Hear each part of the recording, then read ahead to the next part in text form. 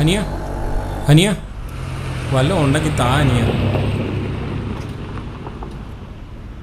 അനിയ വല്ലതും ഉണ്ടെങ്കിൽ താ അനിയ. കൊള്ളാം, ഇറങ്ങിയിട്ടുണ്ടോ ഓരോരുത്തന്മാർ ആൾക്കാരെ പറ്റിക്കാൻ. നല്ല തടിയുണ്ടല്ലോ, അധ്വാനിച്ച് ജീവിച്ചൂടെ? മേലെ ഈ ഏരിയ കണ്ടുപോരുത്. തീരെ വയ്യാഞ്ഞിട്ടാ അതാ ഇവിടെ ഇരിക്കുന്നത്. ആ കൊള്ളാം, എന്തായാലും പുതിയ ഏർപ്പാട്. കൊണ്ടുപോയി ജീവിക്കും. കോടിക്കണക്കിന് രൂപ വരെ ഓരോരുത്തന്മാർ ഗവൺമെൻറ്റിനെ പറ്റിച്ചിരിക്കുന്നു. പിന്നെയല്ലേ ഇയാൾ. പിന്നെ എനിക്ക് 1-2 സംശയങ്ങൾ ചോദിക്കാനുണ്ട്. പിച്ചക്കാരനാണെങ്കിലും അറിഞ്ഞിരിക്കണമല്ലോ നമ്മുടെ നാടിൻ്റെ അവസ്ഥയെക്കുറിച്ച്. ഞാനൊരു ചെറിയൊരു രാഷ്ട്രീയക്കാരനാണ്. പിച്ചക്കാരൻ ഇതിനെക്കുറിച്ചൊക്കെ മനസ്സിലാക്കിയിരിക്കണം. സിമ്പിൾ ക്വസ്റ്റ്യനാ. സാമ്പത്തികമാണ് നമ്മുടെ പ്രശ്നം. നമ്മുടെ കേരളത്തിൻ്റെ ആദ്യത്തെ ധനകാര്യ വകുപ്പ് മന്ത്രി ആരാന്നറിയാമോ? അതെ, അച്യുത മേനോൻ സാറല്ലേ അത്? അത് നമ്മുടെ EMS അല്ലേ? EMS അതെ, നമ്മുടെ ആദ്യത്തെ മുഖ്യമന്ത്രി അല്ലേ? അതെ അതെ, കറക്റ്റാ. ഹലോ, ഞാനിതാ വരുന്നു. കഷ്ടിച്ച രക്ഷപ്പെട്ടത്. പിച്ചക്കാർക്കെല്ലാം വെള്ളം വെച്ച് പോകുന്നു. രാഷ്ട്രീയം ഒന്നുകൂടെ അരച്ചു കളിക്ക് പഠിക്കേണ്ടിയിരിക്കുന്നു.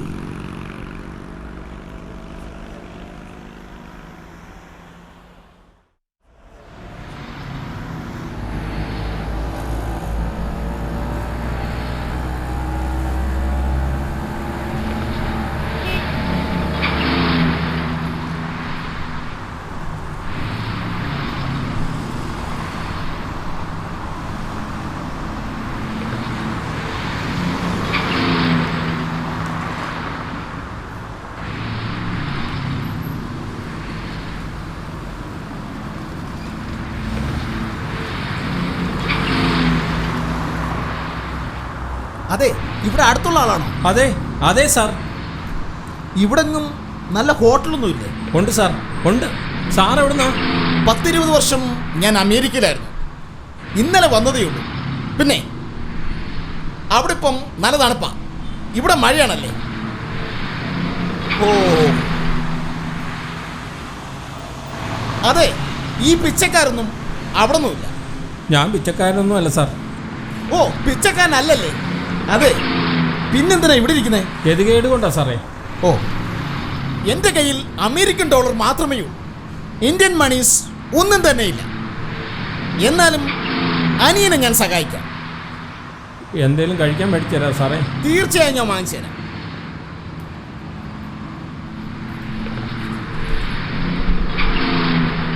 എൻ്റെ കയ്യിലിപ്പോൾ 10 രൂപയുണ്ട്. അനിയൻ്റെ കയ്യിൽ ചില്ലറ കാണുമെങ്കിൽ സഹായിച്ചത് നിങ്ങൾക്ക് വളരെ ഉപകാരമായേനെ. അപ്പോൾ ഞാൻ ഒരു 10 രൂപയുടെ ചേഞ്ച് എടുത്തോട്ടെ.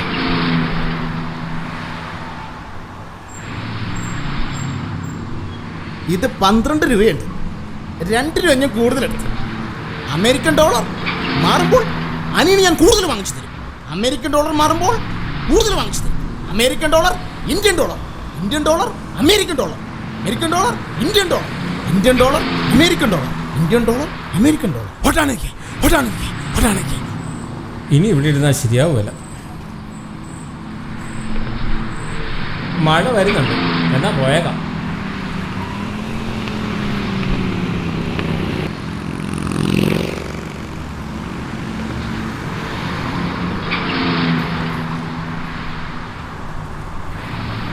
എന്തായാലും നല്ല ഒരുത്തിന് തന്നെ കിട്ടിയിട്ടുണ്ട്. ഇതിനെ കണ്ടാ കൊള്ളാലാളും.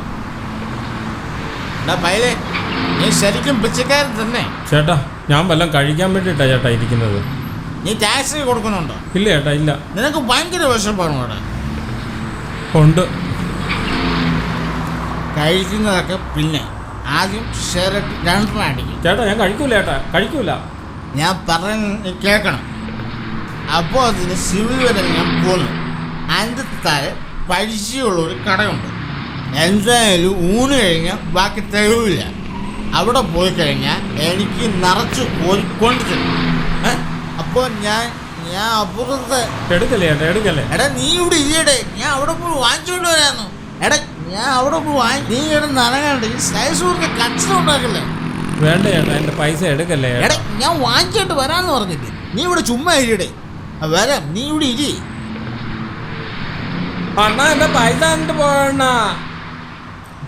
നിന്റെ കൊച്ചിനെ വെച്ചിരിക്കണം അവിടെ കട. എന്തായാലും പൈസ എന്തായാലും ഞാൻ പോവാം. വിശക്കുന്നല്ലോ ദൈവമേ, ഇനി എന്ത് ചെയ്യുവോ എന്തോ.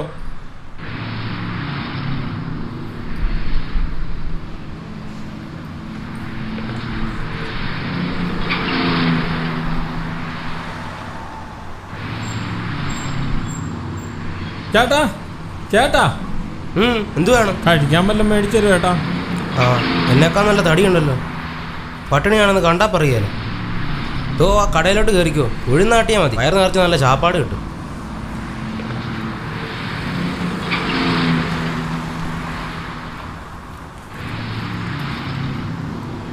ചേട്ടാ, എന്താടാ നിന്നോട് പറഞ്ഞാൽ നിനക്ക് മനസ്സിലാവില്ലടാ? ചേട്ടൻ്റെ പേഴ്സ്.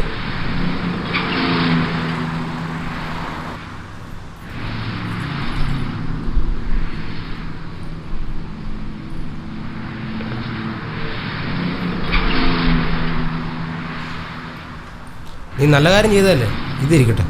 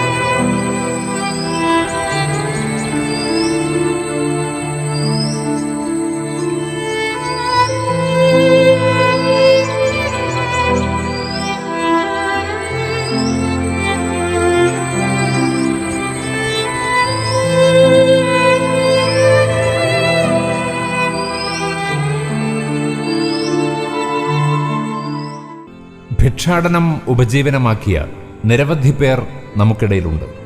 അവരുടെ ബാഹ്യമായ വൈകല്യങ്ങൾ കണ്ടാണ് നാം അവരെ വിലയിരുത്തുന്നത്. എന്നാൽ ആന്തരികമായ പല പോരായ്മകളും നമുക്ക് ദൃശ്യവുമല്ല, അറിയുവാൻ നാം ഒട്ട് ശ്രമിക്കാറുമില്ല. ഭിക്ഷയാചിക്കുന്നവരെ സഹായിച്ചില്ലെങ്കിലും അവരെ ആട്ടി അകറ്റാതിരിക്കുക.